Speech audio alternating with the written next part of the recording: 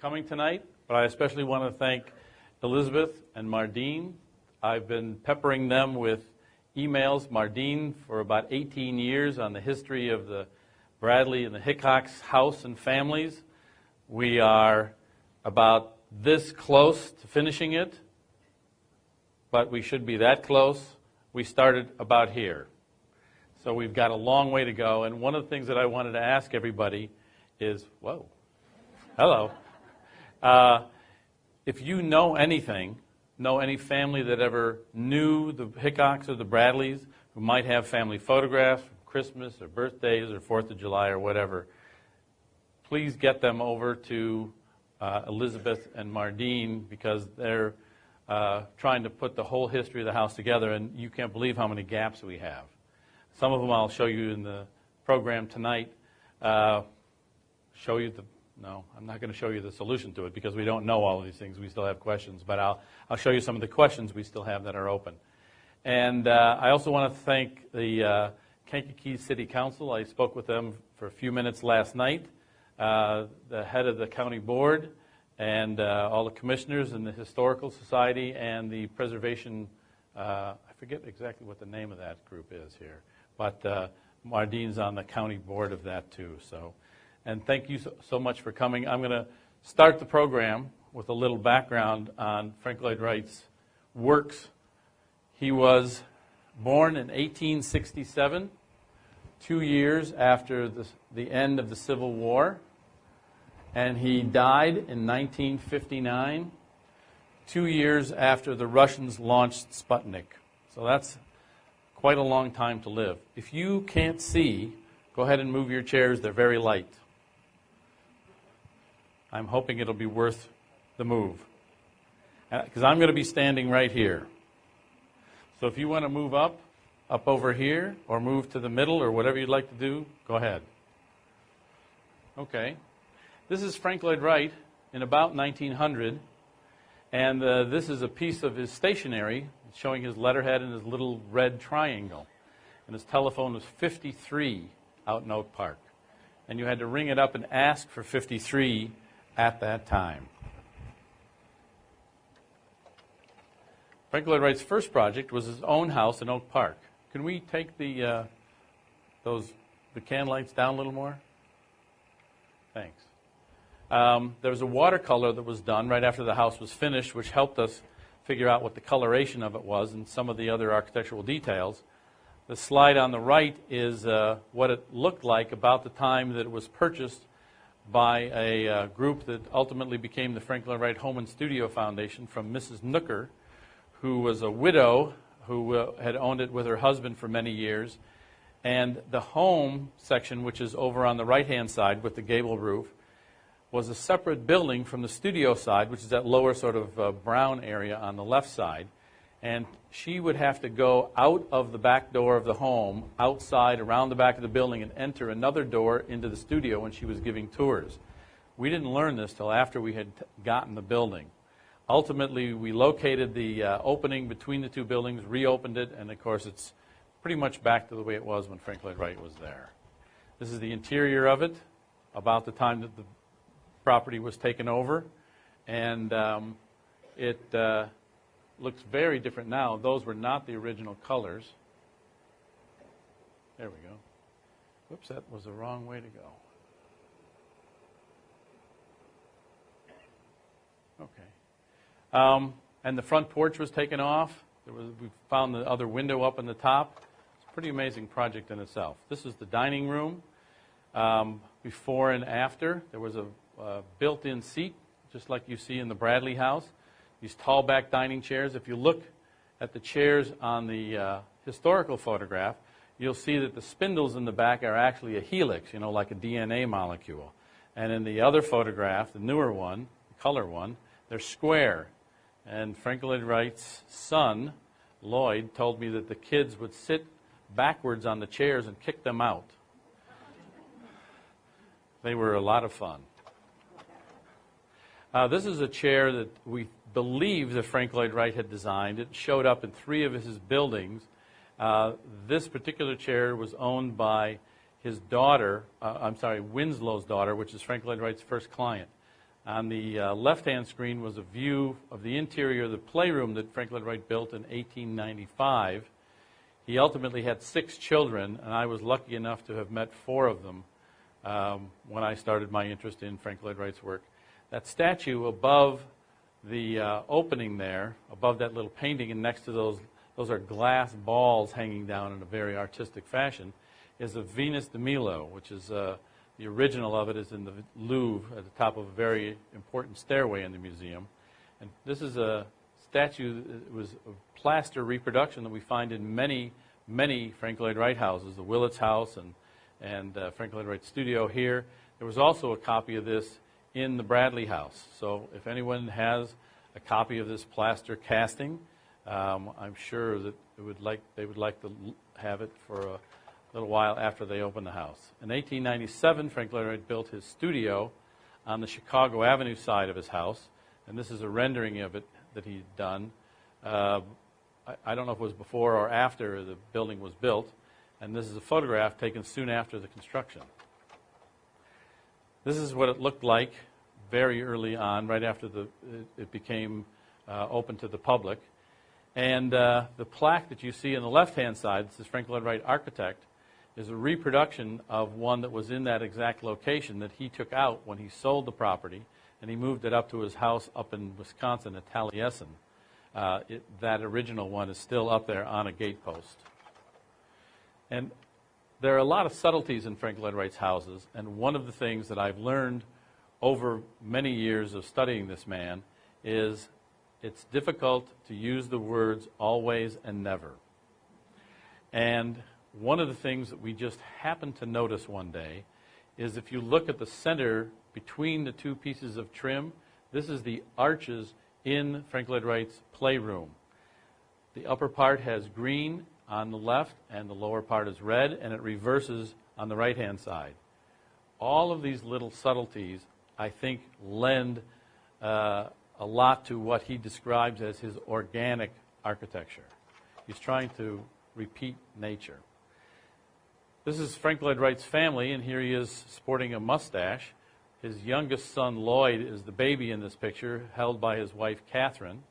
His mother is between his sister and himself and his wife. His uncle, Jenkin, is on the far left-hand side with the beard. He was quite an important Unitarian minister. This is a house on the south side, the Blossom House, done for an insurance salesman. I had the privilege of meeting George Blossom III, and we tried to get in the house one day, but Mr. Blossom had other members of his family and had written ahead to the owner. She wouldn't let us in. I was kind of surprised. We were all there assembled next to it. This is the interior of the house. The exterior looks, now this is 1892-93, so he's not yet into his stride. And this is the interior, which is quite modern, I think, from what the exterior looks like. The arches of this, I had, before I visited this house, I saw a special on TV on Leonardo da Vinci, and they talked about how they would score the arches. They would stand and with a piece of chalk draw it, and it would be the arc of their arm. So I stood in this arch, and it's the inside of my thumb makes the perfect arch for this particular house, which I thought was really remarkable. You can't see too well, unfortunately, in this, but I'll tell you what there is there. Where the fireplace is, there are 2 little benches, one on each side, built in as a little inglenook, very much like what he had done in his own house in 1889. Next door to that house is another Frank Lloyd Wright design done at exactly the same time. This is the MacArthur house. And MacArthur owned the United States concession for lanterns, kerosene lanterns, which all of the railroads used. A lot of Frank Lloyd Wright's early clients were somehow connected to railroads. His employer, Louis Sullivan's brother, was the vice president of Illinois Central Railroad.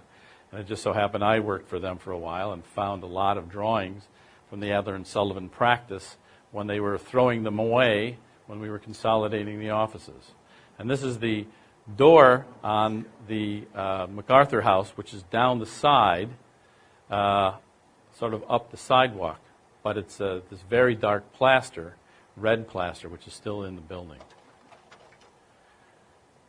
This is Charles Roberts' house out in Oak Park. It was really a remodeling. That was the original house that Burnham had done, and as it was just a few years ago. And I had heard a rumor that Charles Roberts somehow was related to the Bradleys or Hickoxes. And I tried to figure out how this worked, and I just couldn't find anything. Finally, Mardine found that Bradley's mother was a Wilbur. Charles Roberts' wife was a Wilbur, and those two Wilburs were sisters. And so the story seems to be, as far as we know, that Charles Roberts had the Bradleys and the Hickoxes come up, because they were married in the late 1890s, to Oak Park and introduced them to Frank Lloyd Wright. And I think that might be how these houses were made. There's also a mystery with the other downstate houses of Wright's design, and we haven't found those answers yet, but I'm sure we will eventually. Anyway, another house from the 1890s. This is the Bagley house from 1894. I don't know that you would, any of these houses we've seen so far, you would say that they were Frank Lloyd Wright designs, but in fact they are, before he hit his stride. This is the Moore house, just across the street and a half a block south of Frank Lloyd Wright's studio. It was in the Gothic style, 1895, and it burned on Christmas night 1922 and was rebuilt in 1923 by Frank Lloyd Wright to look like this. And this is the fireplace inside the front entry. 1897, this is the Heller House. Things are looking a little bit simpler and a little bit cleaner in design, a little less Victorian. There's a plaster frieze around the top of the building with these ladies in gauze, I think you might say, holding hands all the way around. This is a dining room set from the Husser House, 1899. He's sort of getting into this tall back chair, but if you notice at the top, it curves to the back, which is kind of interesting. And the legs also curve out the back. The other screen, the black and white one, is a glass mosaic fireplace that was done for that house by Giannini and Hilgard. Early on in my studies of Frank Lloyd Wright, I apprenticed to them to understand how to make stained glass. I learned a lot. So here's Frank Lloyd Wright, and this is his new letterhead. This was the announcement of the opening of a studio in 1897. He's using a red square, not that little red triangle you saw earlier. And this is a photograph of him about that same time. So here we have the Hickox house in June of 1900, just 110 years ago. And you can see on the far left, that's the Bradley house in the background. Now, if you look in the right-hand side, you see how that forward roof cuts off those two left-hand second-floor windows. Want me to say that again? And then if you look at the other side, there's two plaster panels below those windows. Well, in historical photographs, the photographer was very creative and just barely cut off those two little panels, which I'll show you in a minute. Unfortunately, there was a porch out this way, very similar to the front porch, the porch on the front of the Bradley house. I don't know when it was taken off and this little porch was put on, but there were some windows apparently missing that have been rolling around through the auction houses for years. So here's the historical shot and the new shot that I took a couple of weeks ago, showing where that just barely cuts off, which I was surprised when I first came to the house to see those two little plaster panels.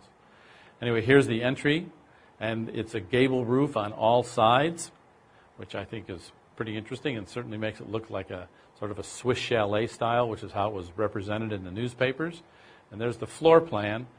I don't know how many of you from the back can see it, but about the center of the floor plan towards the bottom of that, there's a three-part living room. It's actually a dining room, a parlor, and sort of a study, at least according to the descriptions on the plans themselves. This is from that 1910 book that he did with a European publisher, which is why he left his practice in Oak Park with one of his clients' wives and went to Europe for 2 years. Anyway, here it is again with a drawing in that book and the same thing in the photograph with that little sprig of trees coming down from the top. Very artistic, I think. This house, the Hickox house, had another full suite of furniture made for it, designed for it. Now, Frank Lloyd Wright was 33 years old when these houses were built. And today, any architect, I think, would be pleased to do houses of this size, scale, and detail, and to be able to design the furniture for these houses. And it's even more remarkable that this designer, this architect, was 33 years old when he was able to accomplish this. So here's yesteryear. And it was also an inn. They had some rooms up on the second floor of a wing that's now missing up on the north side. You can actually see just the end of it there in the far right-hand side of the right-hand photograph. There were rooms up on the second floor that I guess they would rent out. And it was white and black. Most of Frank Lloyd Wright's plaster and stucco houses were white and black for many, many, many years. We'll get back to the Hickox and the Bradley house in more detail a little bit later. This is a 1901 house, another plaster house. This had green trim on it. This is 1901. This is on Forest Avenue, the same street that Frank Lloyd Wright's studio is on, but a second block south of that. And it has a very interesting stained glass vestibule, I guess. You have to walk diagonally across to get from the outside to the inside of the house. But it's a wonderful, wonderful experience. This is the Davenport house. It was in River Forest, 1901. And if you look at the fireplace, you'll see those sort of two cannonball andirons in the front. Ones that seem to be identical to those were photographed in the Bradley house. Now, we don't know when that photograph of the Bradley house was taken, and we don't know if, in fact, these cannonball andirons were taken down to the Bradley house and photographed in place. We just have no idea. But this house is sort of a modest house, and those things I suspect were fairly expensive to have made. But so we don't really know what the story is. We're still looking for those answers. This is a house in Elmhurst in 1901-1902. This house has the exact same floor plan as the Hickox house, but in this case, it's hip roofs. And it has the same kind of porch, same kind of three-part living room across the front of it, same kind of angled bays. That's the plan of it. And you can see it says, what does it say at the top? Dining room, living room, and library are the three pieces with this. At the center of the house is the fireplace, and you can see that that's the case in the photograph on the right-hand side. So he never threw away a good plan. This is 1902. This is the Fricke house, also in Oak Park, also plaster. This is the dining room where Frank Lloyd Wright, I think, got a little excited about the ceiling trim. But you can see that little piece of wood that crosses between that wood post there on the right-hand side, right of center. That's, in some cases, we call those decks, and that's the kind of spatial differentiation, let me see if I can go back there once, that he would have that would separate these three spaces. The ceiling continued through, but there was a beam that sort of came across that showed the library different from the living room and different from the dining room. So he's trying and experimenting with these things. Here's a plaster building. This is a mortuary chapel in a cemetery out in Belvedere, out near Rockford. A friend of mine, a client of mine, was married in this chapel on Frank Lloyd Wright's birthday about 8 years ago. And so happy anniversary to the Ringstroms. This is an administration building Frank Lloyd Wright did in Buffalo, New York. Tesla has been very much in the news and on the Discovery Channel recently. Part of the reason that they really developed here was because of the AC, the alternating current that Tesla was providing to Buffalo. It was the world's first air-conditioned building by refrigeration, even though Carrier was working on another building in Buffalo at the same time.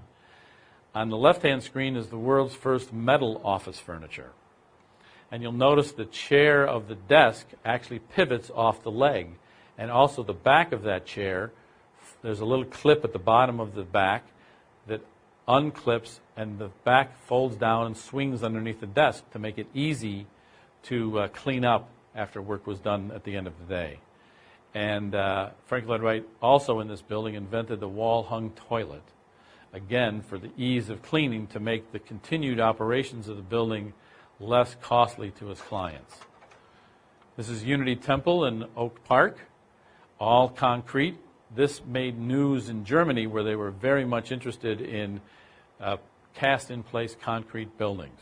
And if you ever get a chance to go up there and see a service on a Sunday morning, it's just wonderful.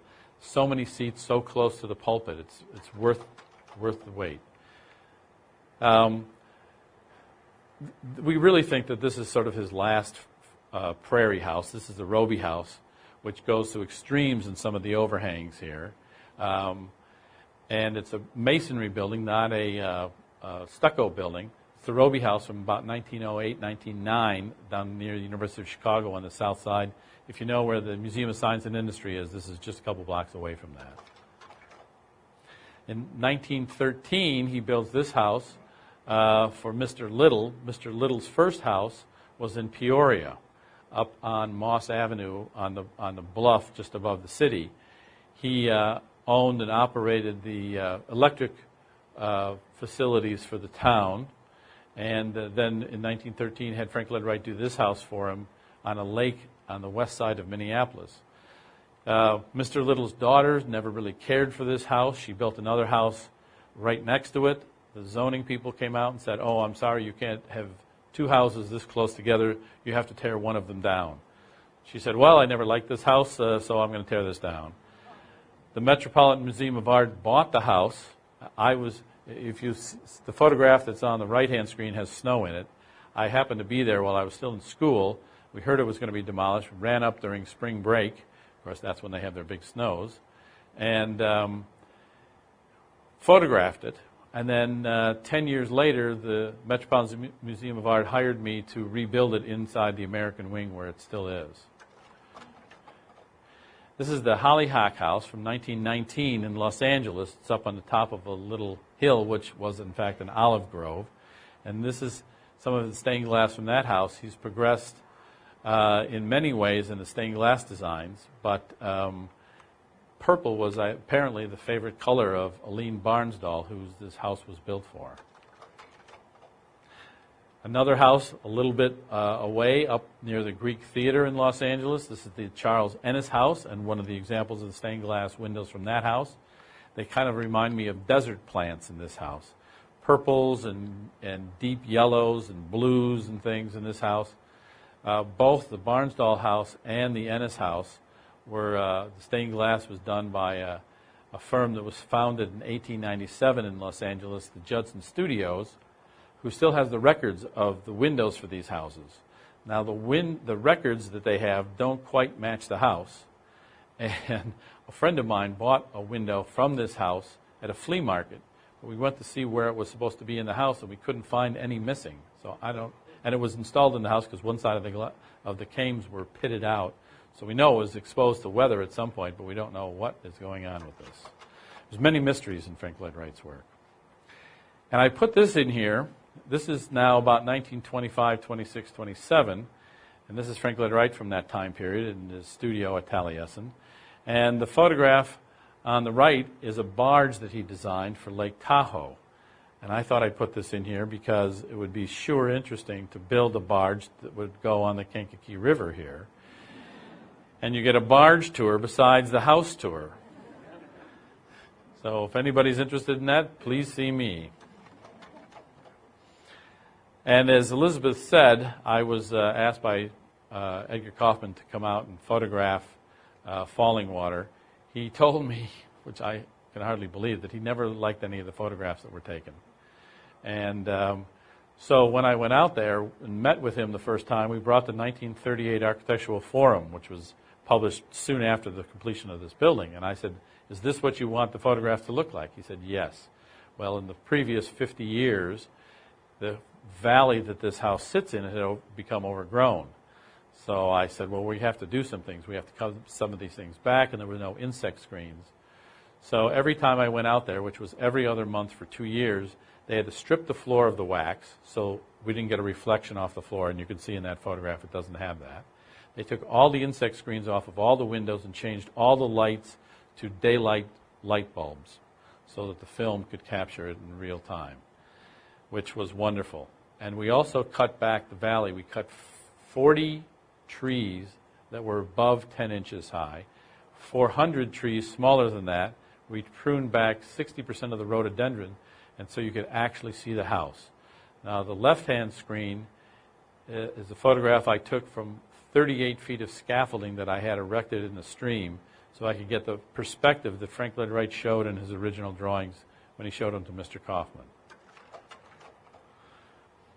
I photographed it from scaffolding across the stream. When I first got there, the rhododendron obscured that lower cantilever.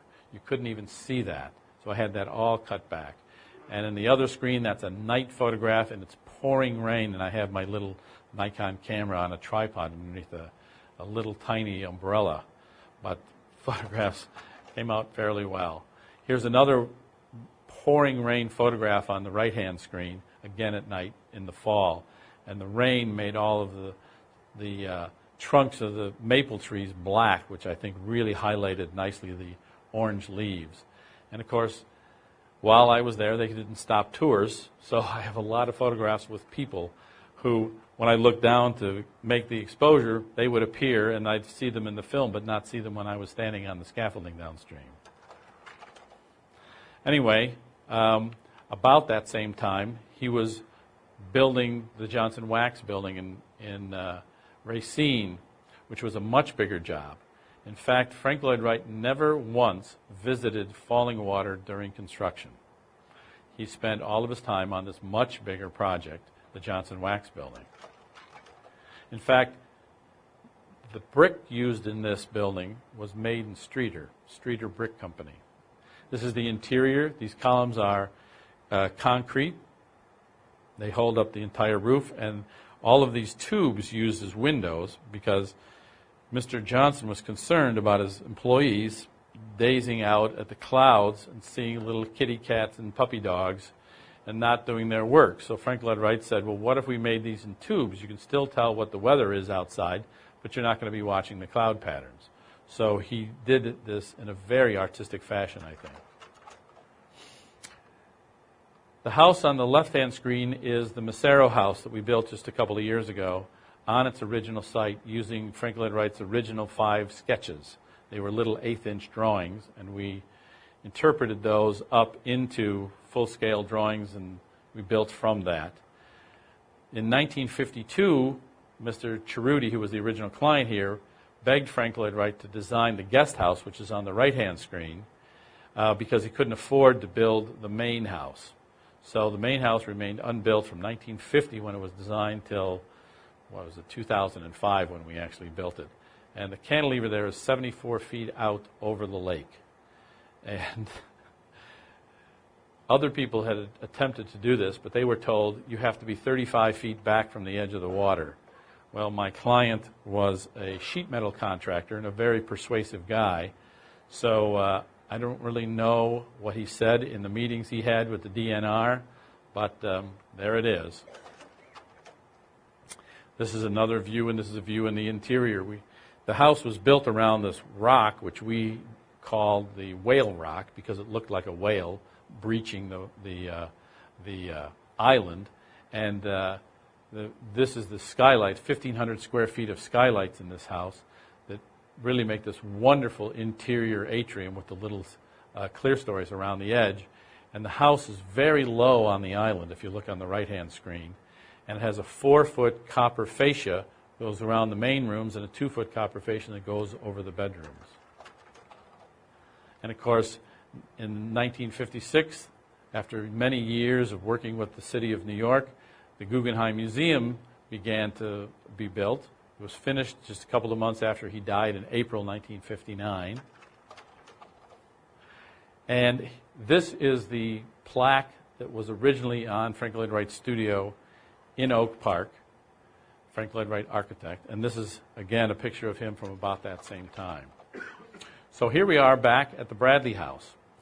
As you saw in photographs that I showed you of the projects leading up to 1900, there was no indication that his next building would look like this. This, as he often said, he shook out of his sleeve. I don't know where he got this or how he came up with this, but it was just the most amazing and remarkable house. Now in 1900, this is very much in the Victorian era. So imagine how this stark plaster and wood house must have looked to the neighbors and the people in the town of Kankakee at the time. I think it was as modernistic as what we now call the Jetsons house. And to think that they moved into this house basically with only their clothes, that was really remarkable. So this house, which was, I think, the masterpiece of the two, certainly the larger of the two and the most intricate of the two, is really what we should call the national treasure. It is a National Historic Landmark, and while I lived in Oak Park, I was able to live in the Hertley House for some years, and I have personal experience with people, especially from Europe, who think that treasures like this, national treasures like this, are owned by the federal government and open to whoever wants to come in. And the woman who lived on the same floor that I did, at the first floor, she came into my rooms one day and very excited. She said, "You have to come help, you have to come help." And I said, "What's going on?" She says, "There's 5 Germans in the living room and I can't get them out." And she was right. They didn't really want to leave. And I tried the best German I could. With a name like Heinz, you have a little bit of German background. And finally we got them to leave. And I got to know the neighbors across the street in the Moore house, and their front door is literally on the sidewalk. They said, "We never can use that door because someone will follow us in." And, you know, they think it's Williamsburg, where you go through and you can go into any of the houses and see this. And, of course, the federal government would own all of these treasures and allow the public to enjoy them as best they possibly could. Well, this may happen towards the end of this month. This becomes open to the public again. It hasn't been open for some 25 years since it was Yesteryear Restaurant. And I think that, well, I heard today from Elizabeth that she's already had people try and book tours. One group from California who want to bring 60 people, and another group, I guess they can fly their 747 in from Saudi Arabia and land here at the Kankakee Airport. I was heard it's 6,000 feet, so you'll have travelers from all over. Well, this is David Bradley, and he's the reason that we actually have the Bradley House. This is the picture of his factory, which I'm sure a lot of you have seen over and over and over. It's the only photograph that I was able to find so far, and this postcard is part of the collection that's on display over at the Bradley City Hall. The people over there were kind enough to allow me to come in and take some pictures of these things. And David Bradley unfortunately died in 1899, and we think possibly that the reason that the Bradley House was built is because perhaps Harley Bradley, B. Harley Bradley, had an inheritance from his grandfather that gave him enough money to build that house. The other thing we learned from an interview with John Hickox, the son of Warren Hickox, was that there was an earlier plan for the Bradley and the Hickox house, but it was too costly. And so they scaled it back somehow or other. We don't know what those looked like, and came up with the 2 houses that were built. This is what made money for Bradley. This is his plow and one of his catalogs. It's a very nice kind of Art Nouveau design. Catalog number 49. Here's some other ones. His plows, cultivators, rakes, etc. And there's a picture of Mr. Bradley again. A couple of more pictures. This is of his operation in Bradley, just up the road over here, which I understand burned down several years ago. The left-hand side is sort of upside down. If you look where it says Riverview Hospital, that was the Hickox house before it was a hospital. And it's on the same side as the street as the Hickox and Bradley is now. So you can see the north arrow up towards the front. On the other screen, the north arrow is going in the opposite direction, but you can see that the Hickox house and the Bradley house are there. Right, the Bradley house looks like it's right on the river, a couple of feet away from it. I don't know how that could be because now it's about 40 feet from the bank. But it's all one piece of property. And that property, as I understand, the whole side of Harrison there, was owned by Mr. Hickox, who he and his wife both died within a couple days of each other in April of 1895. And Warren Hickox Jr., who's actually the second junior because he had a brother who died in childhood, was named Warren Hickox Jr. He was named Warren Hickox Jr. So that sort of complicated what we were finding in the family trees. But you can see that both of those houses in this Sanborn map are both on the same piece of property. We don't yet know when this was subdivided into two separate pieces. But there's lots of mysteries here, so we're trying to solve them, and any other volunteers would be welcome to help us solve these things. So here's the floor plans of both of the buildings. Both floor plans for the first and second floor plan of the Bradley house on the left and the Hickox house on the right. And you can see they're very different approaches to a large house and then a small compact house. It's really remarkable because, again, these floor plans just come from who knows where. And they're so remarkable in terms of their planning. We were over at the house today and found that the living room of the Bradley house is 24 by 27 feet. The living room of the Coonley house is 24 by 27 feet.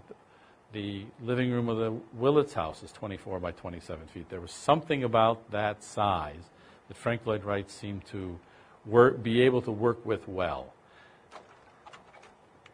So here's the Hickox house, the Bradley house from the north side, and the drawing is of the north elevation. And it shows some interior details and some wall sections as to how the different pieces of wood and trim and things were applied to the house and how the caps to the little plaster walls would go out into the landscape. This house, with these wall extensions and the front porch and things, Frank Lloyd Wright was trying to blur the line between the house and the landscape, which is why these things extend out from the building itself. It's more expensive to do that way, but Frank Lloyd Wright was trying to make something very different than the very compact Victorian houses that everyone had experienced before. This was taken very late one evening about 6 weeks ago in an incredible windstorm, and that's why these are a little bit different colored. But you can see here how much yard there is between the house and the lake. And here's how it was in 2007 on the right. And after the house was sold to the third owner, Mr. Dodson, who was president of the Audubon Society, who had no children, but there's a bunch of children in the front yard, he published these photographs also in his birdhouse catalogs. And we don't know what the occasion was, 4th of July or someone's birthday or who knows what, and where these children came from or whose children they are. So we have many mysteries to solve here. Here's, again, Mr. Dodson as far over, he's just about in the center between the two photographs. The one photograph on the sort of more reddish one was taken before the one that's a little more gray. But again, this is Mr. Dodson and all of these children, which we don't know who they are. This is the living room. This photograph was the one that was used in that John Ayers advertisement. He's the one that built this furniture.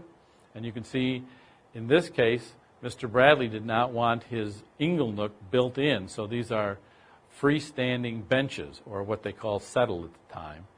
And you can see clearly those cannonball andirons here. So since the photograph was published after that Davenport house was done, we don't know if maybe Frank Lloyd Wright went over to the Davenports and said, we want to borrow your andirons and bring them down for some photographs in Kankakee, or if in fact they were built for this house. They are also over in the right-hand photograph, and this one we think was a little bit later because there's just more things in the room, or maybe the photographer didn't remove all the things. You can see there's pillows on the floor over on the left-hand side to gather around the fireplace there. And we think the photograph up on the top of the deck, in both of these photographs, just above the entrance, I don't have a laser pointer, I'm sorry, but we think that was a portrait of David Bradley. Then here's another later photograph on the left-hand side of the living room. Those andirons are missing, the benches are there, but now there's a chandelier that hangs down in the center of the living room. And David Bradley's photograph is gone. And so we think this was maybe during the era of Dodson's ownership. The right-hand photograph is the reception room with a piano in it, and there's currently a piano in there from Sharon and Gaines Hall. It's a little different kind of piano, but a very nice piano in any case. And in the background, you really can't see too well, I'm sorry, that there are two sort of barrel chairs there. This is some of the glass from that house. Again, unprecedented in Frank Lloyd Wright's work. He just comes out. One of the things that Frank Lloyd Wright has done that I still don't see in anyone's stained glass designs is he takes the pattern and takes them from one panel to another panel. If you look down the center of those windows, you'll see that the pattern extends from the upper window down into the center one and then repeats the angle of the roof of the Bradley house. And Frank Lloyd Wright, he never wasted anything good. So this photograph was taken. You can see all the original furniture in the living room here. And that book that was done in 1910 in Germany, what we call the Wasmuth book, shows the interior of the Bradley house, which I'm sure was basically traced over the photograph, and all the original furniture shown there. So he was still in 1910, he really valued this as a design. That's the complete plate that shows rug designs on the outside edges of it. And the photograph on the right is one that I had taken when it was still Yesteryear Restaurant. I got to know the owner, Mr. Hammock, pretty well, and convinced him that I could bring my two young brothers down. We would move all of the restaurant furniture out and put the original Frank Lloyd Wright furniture back in the same locations as that drawing that you see. Unfortunately, it's not a great photograph, but it was great to be able to put this in place like that. So we know where most of this furniture is, and we'll see if we can't maybe get it back in there in subsequent years. Here's that same early photograph that Ayers used with those cannonball fireplace andirons and how it is just a couple of weeks ago. Here's a picture of the stairs going up to the second floor with all of their artwork, their Victorian artwork, and a Victorian lamp there on that little table, and a nice Victorian brass bed out on the porch. In California, they slept out there all year round. Apparently, they slept there part of the year here in Kankakee, although I find it pretty amazing with mosquitoes. But maybe they used the bear grease that Davy Crockett once used to keep the mosquitoes away. In the left-hand photograph is Mr. Dodson. To me, it looks like he's picking an apple off the tree, but maybe he's just getting a dead leaf or something. In the right-hand photograph, it's a woman we don't know, but it might be his wife. And you can see hanging from the ceiling is the stained glass light fixture. I don't think Frank Lloyd Wright designed that, but that light fixture is still in the house. Pretty remarkable for as many owners and as hard a life as that house has had. Here's the original dining room furniture and dining room built-ins, all of the curtains that are in there. And here's what it looks like today. Well, a couple weeks ago. And the halls had this furniture made for the room, which is nearly identical to the original furniture, but the skylights have been sold off. Some $20-some thousand per panel, which is hundreds and hundreds of thousands of dollars. Very unfortunate. And there is one of those ceiling panels that I photographed while it was still in place. It's a shame, but I'm sure we'll be able to redo those. Here's some of the original furniture. It's in the Smart Gallery, Smart Museum at the University of Chicago. The seats are missing. I don't know what happened to them, and nobody could tell me what they were. And there were two basic designs. This, I don't know why we've assigned the name. We think it's a his chair because it's a little taller. And then there was a her chair. And here's that interior drawing again. Here's two views of that chair from the side and from the front. And here's the his and her chair put together. He hadn't quite perfected his armchairs yet, I don't think, because there's a lot of kind of crazy things going on, like the shapes of some of these legs, the way they flare out and change shape and things like that. But I think they were fairly comfortable. And the photograph on the right-hand side with the cushion on it is a chair from the Ward Willits house, which was just 2 years later. And that has what's in the descriptions of the colors for this house. It was a very deep red upholstery and curtains and the walls of the living room. And I'm showing that to show you a furniture design from just 2 years later, but also imagine that cushion on this chair. I think that's pretty much what it would have looked like. There's Mr. Ayer's advertisement from Chicago. Pretty amazing that he would have the furniture made in Chicago, because I'm sure there were people who could work in wood down here, but maybe it was because Frank Lloyd Wright could then supervise it. Out on the up on the second floor in one of the rooms towards the south was this table.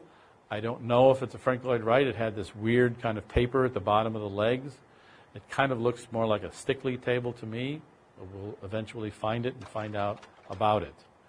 This was a piece that, while it was in yesteryear, it was right at the just inside the front door, and then they sold it off. It was refinished, and this is out of an auction catalog from Christie's. I don't really know what its function was, but there it is. This was the living room table, the original one, in the living room while it was still, the restaurant. And it was cleaned up, and at one point, apparently, Barbra Streisand owned this, but then apparently tired of it and sold it. This is the original light fixture. Those were taken out and sold, but reproductions were made and installed and reinstalled in the same locations. And the photograph on the right is what the property looked like when the Halls bought it 5 years ago. And they have put such an incredible amount of effort and their own money into this building to really bring it back from the brink. And I asked them about it today. I said, you just came here and poured your heart and your life and your money into this building, and now you're about ready to give it up. I just, was so surprised they wouldn't enjoy it for a few more years after that. But it's just amazing the amount of work that they put into this. This is back at just behind the main house, right at the stables. And I don't know anybody who could wear a blue suit like Frank Lloyd Wright could wear one. But this is him about a year before he passed away. And I really thought he really looked quite striking. So it's his birthday today, 143 years old. And I want to thank you for inviting me to talk to you a little bit about these national world treasures and landmarks. And I hope that you'll all enjoy them for many, many, many years to come. Thank you.